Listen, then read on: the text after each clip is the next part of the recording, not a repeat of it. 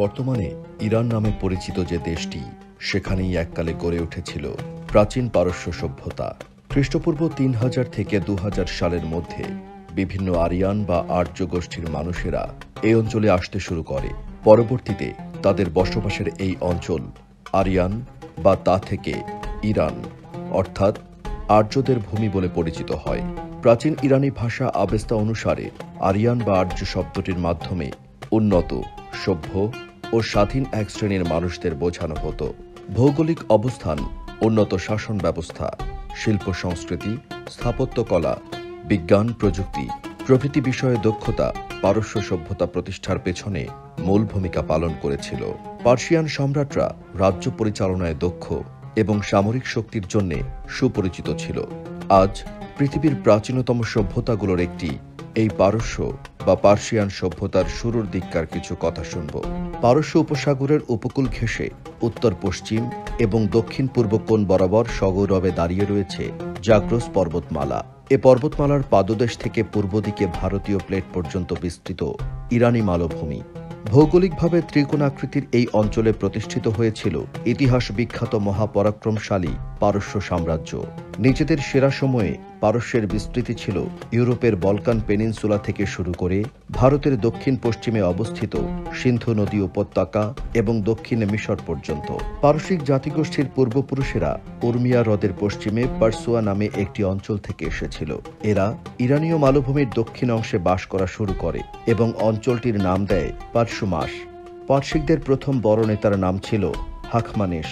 এই হাখমানেশের নাম অনুসারী পারস্য সাম্রাজ্যের নাম হয় আখেমেনীয় বা আকিমানিদ সাম্রাজ্য। খ্রিস্টপূর্ব ৫৫০ সালে সাইরাস দ্য গ্রেটের সময়কালে আকামানিদ সাম্রাজ্যের পতন ঘটান।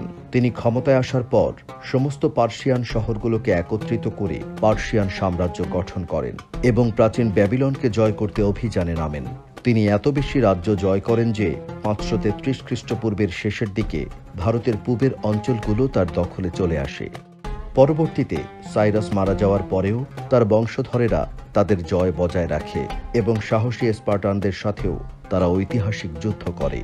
ক্ষমতার শীর্ষে এসে পার্সিয়ানরা মধ্য এশিয়া, ইউরোপ এবং মিশরের কিছু অংশে সাম্রাজ্য বিস্তার করে। পরবর্তীতে খ্রিস্টপূর্ব ৩৩০ অব্দে সম্রাট তৃতীয় জের্জেসের রাজত্বকালে মেসিডোনিয়ার রাজা আলেকজান্ডার দ্য গ্রেটের আক্রমণে আখেমেনীয় সাম্রাজ্যের পতন ঘটে। বিশ্ব প্রাচীন সভ্যতার ইতিহাসে পার্সীয়দের দুটি বিষয়ে অবদান ছিল অত্যন্ত গুরুত্বপূর্ণ। এ দুটির মধ্যে একটি হল সাম্রাজ্য পরিচালনায় দক্ষ প্রশাসনিক কাঠামো, অপরটি হল ধর্মীয় ক্ষেত্রে নতুন ধারণার প্রবর্তন। পার্সিকদের শাসন ব্যবস্থা ও ধর্মীয় ধ্যান ধারণা পরবর্তী কয়েকটি ধর্ম ও সভ্যতাকে ব্যাপকভাবে প্রভাবিত করেছে। শাসন ব্যবস্থার উন্নয়ন সাধনে পারস্যের মহান শাসক দারিউসের অবদান ছিল সবচেয়ে বেশি। তিনি সাম্রাজ্যের সুশাসনের জন্য একটি কেন্দ্রীয় প্রশাসনিক কাঠামো গড়ে তুলেছিলেন। তিনি নিজেই ছিলেন সামরিক, বেসামরিক ও বিচার বিভাগের প্রধান। স্থলবাহিনীর সাথে নৌবাহিনীও গড়ে তোলেন সম্রাট দারিউস। সুশাসনের জন্য তিনি পারস্য সাম্রাজ্যকে ৪ অঞ্চলে বিভক্ত করে প্রত্যেকটির জন্য পৃথক পৃথক রাজধানী প্রতিষ্ঠা করেন। এগুলো ছিল ব্যাবিলন, পার্সেপলিস, সুসা ও একরাটানা। বিশাল সাম্রাজ্য ঠিকভাবে পরিচালনা করার জন্য অঞ্চলভিত্তিক বিভাজন ছাড়াও দারিউস গোটা সাম্রাজ্যকে ২১টি প্রদেশে ভাগ করেছিলেন। প্রতিটি প্রদেশের সাথে যোগাযোগ রাখার জন্য তৈরি করেছিলেন সড়ক। তিনি ডাক ব্যবস্থা চালু করেছিলেন। এতে দ্রুত ঘোড়া ছুটিয়ে ডাক বিভাগের লোকেরা এক প্রদেশের খবর রাজধানীতে পৌঁছাতে পারত। পার্সিয়ানরাই প্রথম আফ্রিকা, এশিয়া ও ইউরোপের ভেতরে নিয়মিত যোগাযোগ ব্যবস্থা স্থাপন করেছিল। নতুন নতুন অনেক সড়ক নির্মাণ ছাড়াও পৃথিবীর সর্বপ্রথম ডাক ব্যবস্থা চালু করেছিল পার্সিয়ানরা। পারসীয় দিনপঞ্জি তৈরি করেন দারিউস। পারসীয়রাই ১২ মাসে ১ বছর ও ৩০ দিনে ১ মাস গণনার রীতি প্রবর্তন করে। আখেমেনীয় সাম্রাজ্যের প্রাচীন পার্সিয়ানরা বিভিন্ন প্রকারের শিল্পের সূচনা করেছিল। এগুলোর মধ্যে ধাতুর কাজ, পাথর খোদাই, বুনন এবং স্থাপত্য শিল্প অন্যতম। ধীরে ধীরে পার্সিয়ান সাম্রাজ্য যত বিস্তার লাভ করেছে, তাদের শিল্পকলাও ততটাই উন্নত হয়েছে। মেসোপটেমিয়া, ব্যাবিলন ও সিন্ধু সভ্যতার মতো তারা যত আদি সভ্যতা দখল করেছে সেই সব সভ্যতার শিল্পগুলোও নিজেদের মতো করে গড়ে তুলেছে। প্রাচীন পার্সিয়ানদের শিল্পের উল্লেখযোগ্য একটি হল খাড়া বাঁধের বড় বড় পাথর খোদাই করা। নাকশ-ই-রুস্তমে অবস্থিত আখেমেনীয় রাজাদের প্রাচীন সমাধি মন্দিরে এগুলো এখনো পাওয়া যায়। প্রতিটি পাথরে অঙ্কিত রয়েছে অশ্বারোহী রাজা ও যুদ্ধ বিজয়ের প্রতিকৃতি। প্রাচীন পার্সিয়ানরা ধাতব কাজের জন্য বিখ্যাত ছিল। 1870 সালে চোরা কারবারিরা কিছু স্বর্ণ ও রৌপ্যের তৈরি আর্টিফ্যাক্ট খুঁজে পেয়েছিল বর্তমান তাজিকিস্তানের অক্সাস নদী অঞ্চলে। আর্টিফ্যাক্টগুলোর মধ্যে রয়েছে কিছু ছোট ছোট সোনালী অশ্বরথ, মুদ্রা ও গ্রিফনের প্যাটার্নে সজ্জিত কিছু ব্রেসলেট। গ্রিফন হচ্ছে পাখাওয়ালা একটি পৌরাণিক প্রাণী, যেটির মাথা ঈগলের এবং শরীর ছিল সিংহের। এটি পার্সিয়ান রাজধানী পার্সেপোলিসের প্রতীক ছিল। ইরানের দক্ষিণে অবস্থিত প্রাচীন পারস্যের রাজধানী পার্সেপোলিস পৃথিবীর বিখ্যাত আর্কিওলজিক্যাল সাইটগুলোর একটি। 1979 সালে ইউনেস্কোর ওয়ার্ল্ড হেরিটেজ সাইট হিসেবে অন্তর্ভুক্ত করা হয়েছে জায়গাটিকে। পার্সেপোলিসের আখেমেনীয় প্রাসাদগুলো নির্মাণ করা হয়েছিল বিশাল আকৃতির চত্বরের ওপর। প্রাসাদের সম্মুখ ভাগগুলো সজ্জিত করা হতো বিভিন্ন গহনা দিয়ে। এগুলোর মধ্যে লম্বা পাথরে খোদাই করা অপূর্ব মূর্তিগুলো অন্যতম। প্রাচীন পারস্য এই মূর্তি খোদাইয়ের জন্য বিখ্যাত ছিল। সম্রাট দারিউসের উদ্যোগে খাল কেটে নীল নদ ও লোহিত সাগরকে যুক্ত করা হয়। ফলে এ সাম্রাজ্যের সাথে ভারত, সিংহল, লেবানন, সাইপ্রাস ও ইউরোপের বাণিজ্যিক সম্পর্ক গড়ে ওঠে। সাম্রাজ্যের বিশালতার জন্য পার্সিকরা দারিক নামে অভিন্ন মুদ্রা চালু করে। মূলত এটি ছিল এশিয়ার প্রথম স্বর্ণ মুদ্রা। এছাড়া সম্রাট দারিউস প্রথম ভূমি জরিপের ব্যবস্থা করেন। এর ভিত্তিতে উৎপন্ন ফসলের ওপর নির্দিষ্ট হারে কর ধার্য করা সম্ভব হয়। সাইরাস দ্য গ্রেটের সময়কালে প্রথম মানবাধিকার সনদ রচনা করা হয়, যা সাইরাস সিলিন্ডার নামে পরিচিত। সনদটি একটি সিলিন্ডার আকৃতির মাটির পাত্রে কিউনিফর্ম লিপিতে লেখা হয়েছিল। সনদটিতে মানবতাকে সম্মান জানানো হয়েছে এবং দাস প্রথা উচ্ছেদ করে মানুষকে স্বাধীন করার কথা বলা হয়েছে। বর্তমানে সাইরাস সিলিন্ডারটি নিউ ইয়র্কে জাতিসংঘের সদর দপ্তরে সংরক্ষিত আছে। 1971 সালে জাতিসংঘের দাপ্তরিক ভাষাগুলোতে এ সনদ অনুবাদ করা হয়। অনেকেই ভাবে পারস্য হয়তো ইসলামের সমার্থক শব্দ, যদিও পার্সিয়ান সাম্রাজ্যের অধিকাংশই ইসলাম অধ্যুষিত ছিল। তবে সেটার সূচনা হয়েছিল 7ম শতকে আরব বিজয়ের পর থেকে। প্রথম দিকে পার্সিকরা প্রকৃতির বিভিন্ন শক্তি পূজা করত। ক্রমশ সেখানে এক ঈশ্বর ভিত্তিক ধর্ম জরাথুস্ত্রবাদ প্রবর্তিত হয়। জরাথুস্ত্রবাদ একেশ্বরবাদী ধর্ম। এ ধর্মের প্রবক্তা ছিলেন জরাথুস্ত্র। জরথুস্ত্র ধর্মের প্রধান উপাস্য দেবতার নাম আহোরা মাজদা। ন্যায়, সততা এবং বিচক্ষণতার প্রতীক আহোরা মাজদা মঙ্গলের দেবতা। তার প্রতীক হল অগ্নি। পার্সিকরা আগুনের পবিত্রতাকে ঈশ্বরের পবিত্রতার সাথে তুলনীয় মনে করে। এ কারণে পার্সিকদের অগ্নি উপাসক বলা হয়। অপরদিকে আহোরা মাজদা প্রতিদ্বন্দ্বী দেবতার নাম আহরিমান। সে অসত্য, পাপাচার, অমঙ্গল এবং দুষ্ট দেবতা নামে পরিচিত।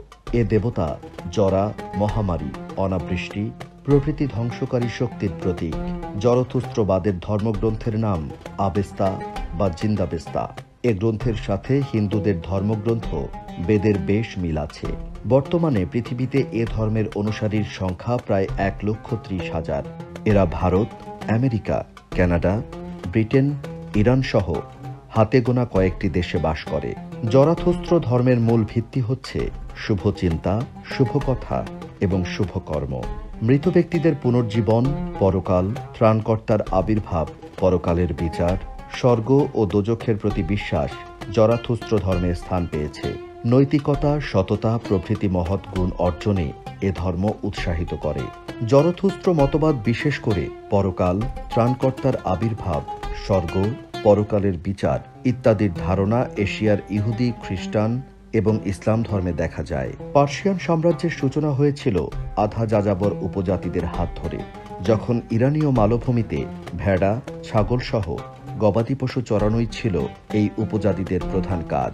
সাইরাস দ্য গ্রেট ছিলেন এমনই এক উপজাতির সর্দার। ধীরে ধীরে তিনি মেডিয়া, লিডিয়া ও ও ব্যাবিলন সহ বেশ কিছু রাজ্য জয় করতে শুরু করে। এরপর রাজ্যগুলোতে একই শাসন ব্যবস্থা চালু করে সাইরাস। এভাবেই গোড়াপত্তন হয় প্রথম পার্সিয়ান সাম্রাজ্যের।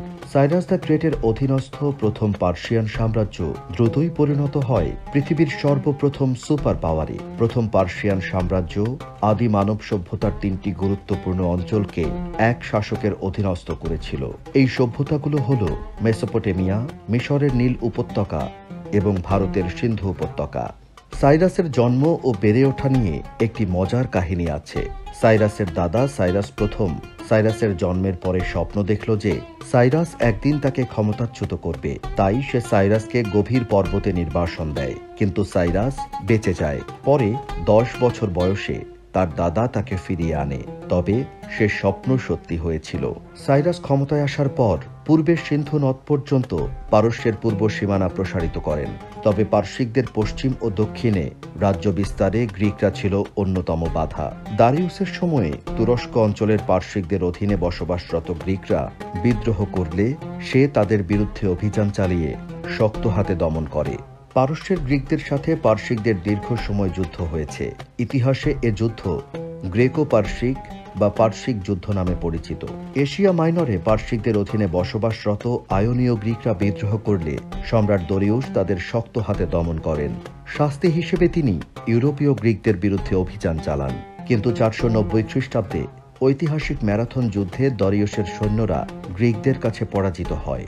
দরিউস মারা যাবার আগে গ্রিকদের বিরুদ্ধে আরেকটি অভিযানের পরিকল্পনা করছিলেন। তার পুত্র প্রথম জেরজেস বা জার্কসিজ পিতার পরিকল্পনা বাস্তবায়নের চেষ্টা করেন, কিন্তু তিনিও 480 খ্রিস্টপূর্বাব্দে সালামিসের নৌযুদ্ধে এবং পরের বছরগুলিতে আরও 2টি স্থলযুদ্ধে গ্রিকদের কাছে পরাজিত হন। খ্রিস্টপূর্ব 330 অব্দে সম্রাট তৃতীয় জেরজেসের রাজত্বকালে মেসিডোনিয়ার রাজা আলেকজান্ডার দ্য গ্রেটের সৈন্যদল পারস্য আক্রমণে প্রতাপশালী আখেমেনীয় সাম্রাজ্যের পতন ঘটে। বন্ধুরা, পারস্য সভ্যতা হাজার হাজার বছর ধরে পৃথিবীর ইতিহাসকে প্রভাবিত করে চলেছে। ভিডিওটি ভালো লাগলে বা প্রয়োজনীয় মনে হলে লাইক, কমেন্ট ও শেয়ার করুন। ইতিহাসের প্রাচীন সব সভ্যতাগুলোর তথ্য জানতে আমাদের চ্যানেলটিকে অবশ্যই সাবস্ক্রাইব করুন।